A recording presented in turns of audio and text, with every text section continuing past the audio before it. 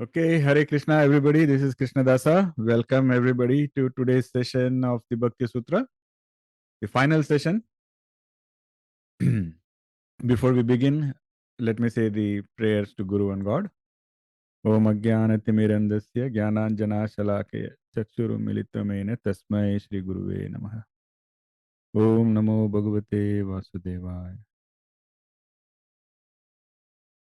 Guru Brahma, Guru Vishnu, Guru Devo Maheshwara, Guru Sakshat Para Brahma, Tasmai Shri Guruve Namaha. Hare Krishna. Hare Krishna, Hare Krishna. So, dear Bhakti Yogis, how are you all? So, you're going to finish the Bhakti Sutra today, and then you're all going to be certified Bhakti Yogis. Okay, so I think we are going to start from Shloka 81 today. Okay, let's start. Tri-satyasya Tri-satyasya bhaktireva gariyasi bhaktireva gariyasi bhaktireva gariyasi. bhaktireva gariyasi. Tri-satyasya, satyasya means of the three truth. So the translation is devotion indeed is superior to the three truths. And again, Narad Ji repeats, devotion indeed is superior. See, Narad Ji wants to drive home the point now. Narad Ji has been talking so much about devotion in all these previous verses. Now he wants to drive home the point. So Narad Ji says, Bhakti is the highest. Love for Bhagavan is the highest. And this Bhakti will give us the highest realization and perception of Bhagavan. Only through Bhakti, only through divine love. That's the only way that you can actually realize. So as I mentioned, the term Tri-satyasya emphasizes the timelessness and absolute truth of this concept. It's a truth. What are the three satya?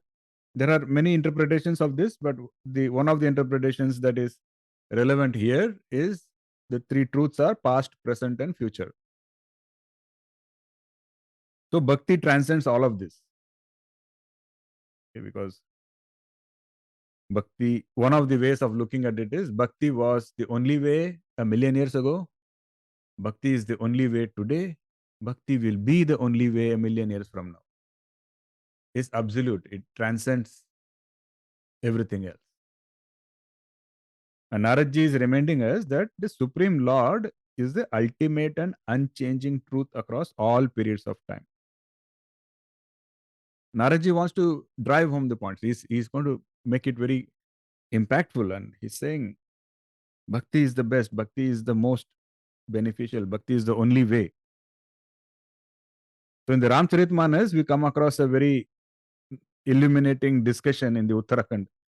There is a crow mentioned in the Ramayana, also in the Ramcharitmanas. The name of the crow is Kagbushundi. You can search. It's a very famous crow. And so Kagbushundi describes Bhakti as a precious gem. Kagbushundi says Bhakti is the Chintamani. Basically, the story is that Kagbushundi is a crow which possesses great wisdom. And it also has divine knowledge. And that crow had the unique ability to recount the entire life story of Lord Rama. Just imagine a crow who can recollect the entire life story of Lord Rama. And it is said that Kagbushundi was also freed from the cycle of birth and death. The story goes that actually Kagbushundi was a Brahmin in one of the previous births. And he was called or named as Kagbushundi because of his intellect and knowledge. Kagbushundi is a Sanskrit name actually. So it consists of Kag and Bushundi. So Kag, Kagam or Kag is a crow, and Bushundi is derived from the word Bus, which means to exist or to be. So Kag Bushundi basically means the crow who continues to exist, or one who exists in the form of a crow, however you want to interpreted. The story is he was very intelligent, very learned, and all of that, but he had, because of his knowledge and intellect, he had developed arrogance. And because of that arrogance, he started disrespecting his guru. And because of which, he had to be reborn as a crow. And but despite that curse, he was given a boon by Lord Shiva himself that you will retain your knowledge and wisdom throughout your future lives.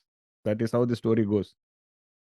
Now, even in the form of a crow, Kagbhushandi continued his spiritual practice, continued his spiritual evolution. And it is said that the most significant contribution of Kagbhushandi was the exchange that he had with Garuda. You know who's Garuda? Garuda is that, okay, you all know who's Garuda. The Vahana of Lord Vishnu, right? So Garuda and Kagbhushandi have a exchange of information, and that is one of the most prominent contributions of Kagbhushandi, where Kagbhushandi is explaining the power of bhakti to Garuda. So Kagbhushandi says how this gem of bhakti can light up even the darkest corners of ignorance and remain unscathed by worldly distractions. So one particular verse I wanted to recite, it is जोसो रत्न जन जीवहिम दारा न सपने हूं दुखताहु उचारा. He in whose heart dwells this gem of devotion does not utter a word about pain even in his dreams. Such a, it's very deep actually, if you think about it, because everything is prasad from God. Everything is, for our spiritual development. And the knowledge, the spiritual knowledge also says that it is a precious gem, no doubt. Bhakti is chintamani. But you cannot acquire this just by our own efforts. It's not like you just go on a expedition and search and conquer it and get it. It's not like that. It is a gift. It's a divine gift. It can come only through the grace and kindness of Supreme Lord. Tell me something. We are all humans. Okay. And I'm going to ask you this question. If somebody can force you to surrender your body, that is possible. But can anybody force you to love them? Not possible. It's not possible. Nobody can force you, intimidate you into loving them. It is contrary. The more somebody forces, the lesser you will love that person. And we understand that. That is human love. And we are saying even human love you cannot get by strength. You cannot force. What makes you think divine love can be forced? That is why bhakti is the chintamani, but it has to come as a gift. That is why we say siddha bhakti has to come from God. It is a grace.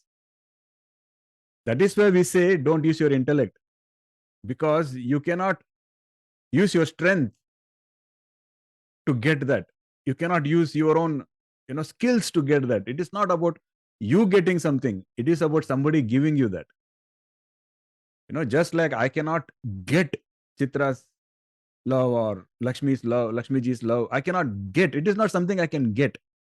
But they can give. And it will come to me only if they give. If they don't give, I will never get it, no matter what I do. You see? That is the same concept here. That Narad Ji has been trying to explain in all these Shlokas, that Siddha Bhakti, you have to be ready for that. You have to become eligible for that. One of the things I've been telling you is open your heart, open your heart. So many times I've told you. Why? Because when we say, I want God realization, okay, you want. So how do you get it? It is not about going out to get it. It is about going in to find it. Correct? Now, if somebody has to enter your house, what needs to happen first? Give. If we know them, we'll give water. If we don't know, Open the door. Yes. Open the door. Yes. Yes. First you have to open the door. Everything else comes after that. Okay. Correct? Just like that, for achieving this divine love, which is the same as self-realized. Once you become self-realized, God realized, that is the state. You will realize that it's all love, divine love. But for that, you have to go in. And how will you go in if your heart is closed? That is why we talk about all this practice. We talk about humility. We talk about lack of ego. We talk about respecting and surrendering to God. We talk about loving your guru. Why? It is not for them, it is for us, because that is how that heart gets opened. And when the heart is open, you are ready to go in and get the self-realization. So that is the whole science. Let's go to the next shloka. Shloka 82 is probably the longest shloka in the Bhakti Sutra. So let us try to go word by word. Okay. Guna Mahatmya Sakti Guna Guna Mahatmya Mahatmya Sakti, Rupa Sakti Rupa Rupa Sakti, Puja Sakti Puja Sakti, Smarana Sakti Smarana Smarana Sakti, Dasya Sakti Dasya Dasya Sakti, Sakhya Sakti Sakhya Sakti, Kanta Sakti Ganta Sakti Kanta Sakti, Vatsalya Sakti Vatsalya Vatsalya Sakti, Atma Nivedana Sakti Atmanivedana Atma Nivedana Sakti, Tanmayata Sakti Tanmaya Tanmayata Sakti, Parama Viraha Sakti Paramavira Parama Viraha Sakti,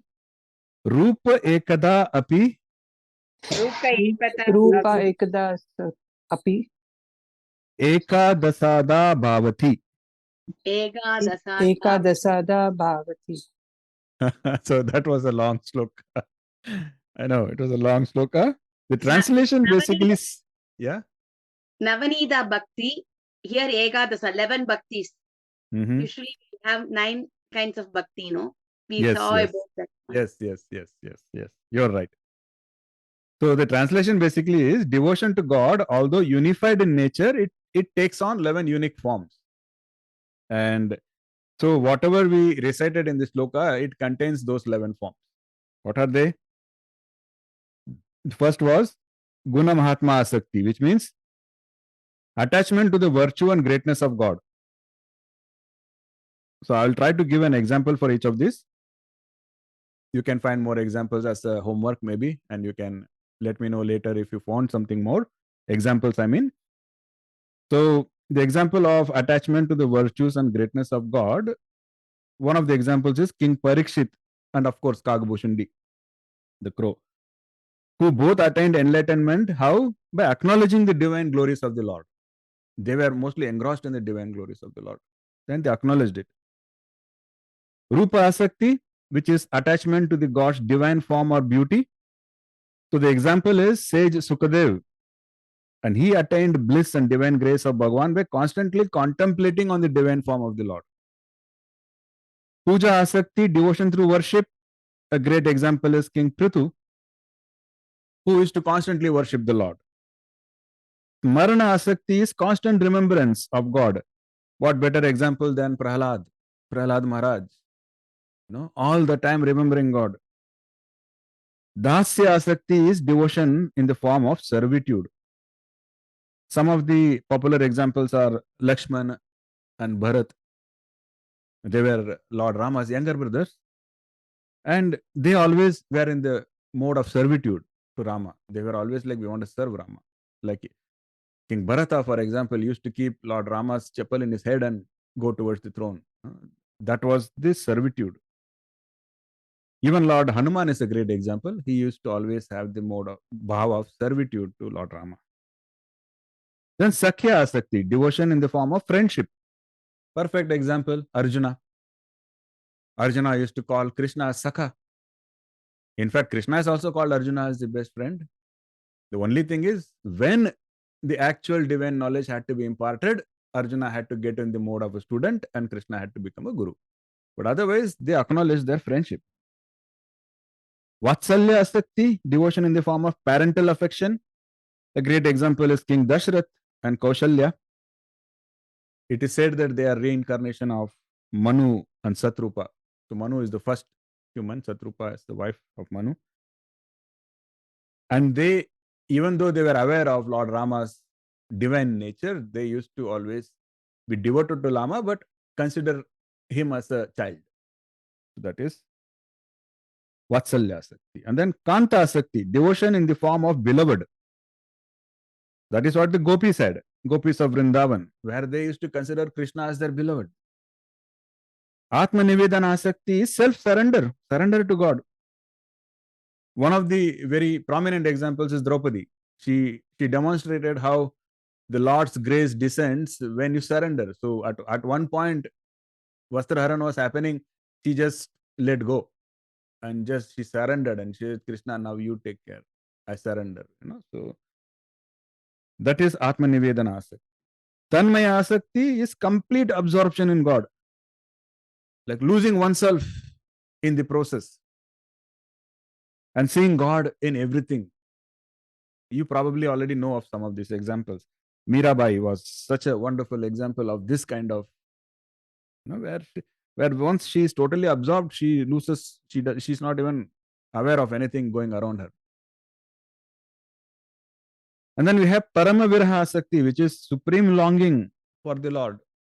It's a very difficult and very pure and very strong form where you cannot bear the separation of even a moment from God, or from the if you can't feel the presence of God even for a second, you go into a total lot of viraha, the pain of viraha.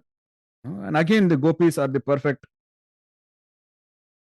example where they wanted to feel Krishna's presence all the time. So, but the point is, although these are 11 prominent ones which are called in the shloka, they are not the only types. Many more exist. Each one reflects a different human relationship in essence, and bhakti can take many forms, as many forms as there are human relationships. For example, there are some additional ones, like Lakshmiji also pointed out. We have also discussed in the previous lokas, like we have Shanta Bhava, we have Adbhuta Bhava, Hasya Bhava, Veer Bhava, like there are many others like that. But what we should understand is they are not like separate paths. It is not like you have to pick one, choose one, and then they are all separate. It's not like that. They are just different aspects of the same bhava. The bhava is the same. It is love. That doesn't change, but different aspects of it. And we discussed earlier also that devotees can demonstrate multiple of these bhavas at any given time. And there are only it's not easy, it's not possible for humans to have all of them. The only exception was Radharani, who had all of this and who could demonstrate all of this. And the only other person was Chaitanya Mahaprabhu, because Chaitanya Mahaprabhu was an incarnation of Radharani. So except for these two, there is nobody else who can have all of it. And that's not the goal also. You don't need to have all of it. But you need to understand these aspects, and know that they have to be channelized towards divine love. So many texts, many scriptures, many scholars, they all say that devotion starts with dasya bhava. It usually starts with that servant-like attitude. And then we graduate, then we get into sakha bhava, like where we consider God as a friend, and then all of that. Okay. The point is, when you go from dasya bhava to sakha bhava, what changes? What should change? Primarily, what should change is, from when you are in a dasya bhava, sometimes you are in a God-fearing mode. So that is why you get into I want to serve. There's nothing wrong in that. But when you go into a sakha bhava, that fear goes away. And now you are more of a friend. So you are more more loving than fearing. So you become God loving. That is the idea. So on and so forth. The final stage is supposed to be Kantasakti. Okay, and that is where the devotee considers God as the beloved and they want to merge with God. But the point to be noted, some great saints have said this very forcefully, that the Kanta Bhav requires utmost caution. We have to be very, very pure and ready for that. Because many times it becomes lustful and devotees are not able to distinguish between divine love in Kanta Bhav versus just lust for a physical form. That is a difference. And that is a difference that not everybody can understand. That is why we say that Srimad Bhagavatam, we have to go read once we are ready, once we have purified ourselves.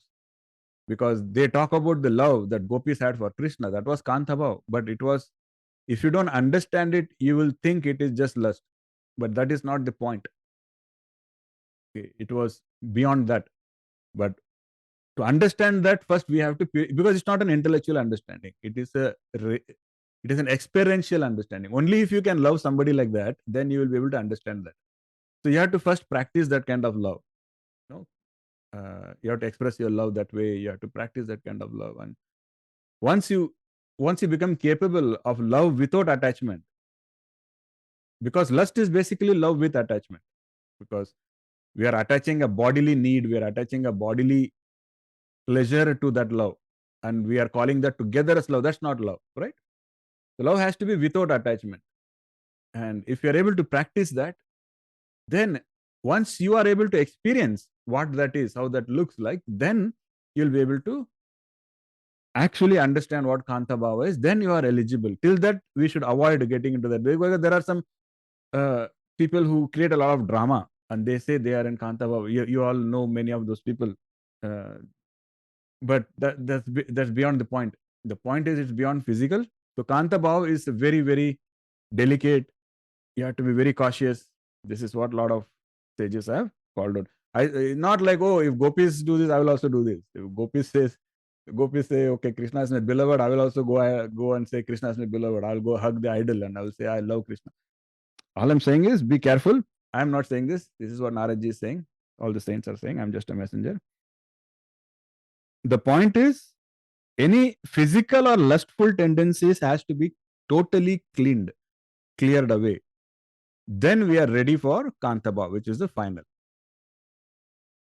That is the whole message. And that is, again, I'm repeating, that is the reason why we say that practice, because love also has to be practiced. So we can go to Shloka 83 now. Ityevam vadanti. इत्येवं वदन्ति Jana jal panirbhayaah. जन जल Panirbhayaah. पनिर्भयाः Ekmataah.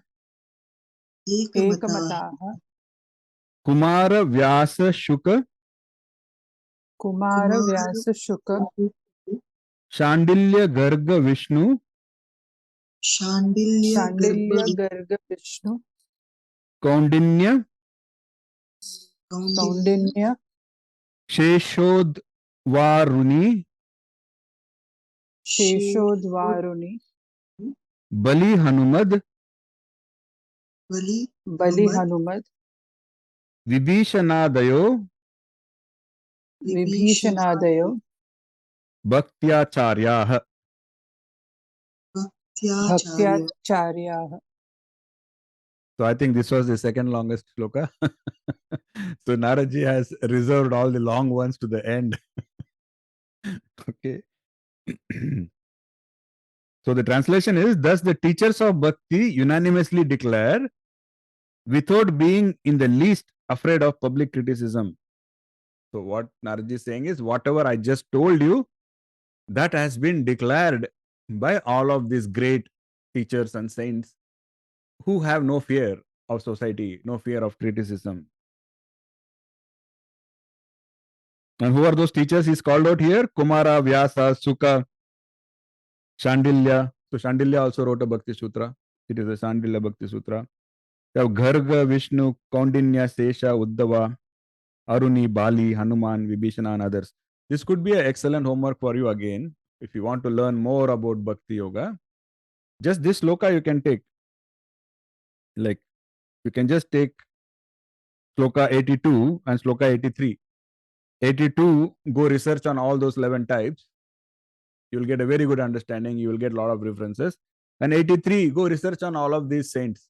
Who were they and what their biography was. That will also give you a lot of motivation and examples of how they became great yogis.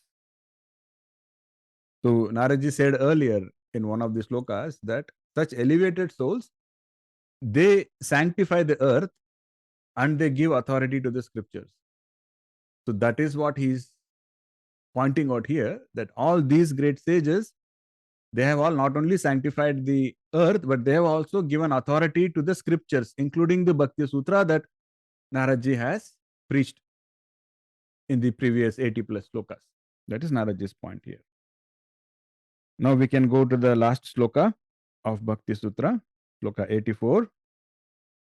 Ya idam Ya idam या इदं Narada proktam Narada नारदप्रोक्तं Shivanushasanam Shivanushasanam शिवानुशासनं Vishwasiti Vishwasiti विश्वसिति Shraddhe Shraddhe श्रद्धे Sabhaktiman Sabhaktiman सभक्तिमान् Bhavati Bhavati भवति Sahapreshtam सह प्रेष्टं Labhate Labhate लभते Sahapreshtam Labhate. Labhate. सह प्रेष्टं लभते Om Tat Sat. Om Tat Sat. ॐ तत्सत् Whosoever amongst us believes in this auspicious gospel of Narada, and whosoever has faith in it, becomes a lover of God and attains the supreme grace of Bhagavan, which is the ultimate goal of life. So Narad Ji is concluding the Bhakti Sutra with his blessings, and Narad Ji says that if we follow his teachings, he will bless us and he will assure us success on the path. So once a person fully believes in these teachings and internalizes them, the first part is important. Fully believe, have faith in these teachings. And then you internalize them, they naturally will become a devotee. All their actions, thoughts, words, they will all start reflecting that of a bhakta, a bhakti yogi. And you can see, I mean, anybody who's on the path, they will have a lot of attachment to prayer, meditation, reading of scriptures, and all of that, and also conviction and consistency.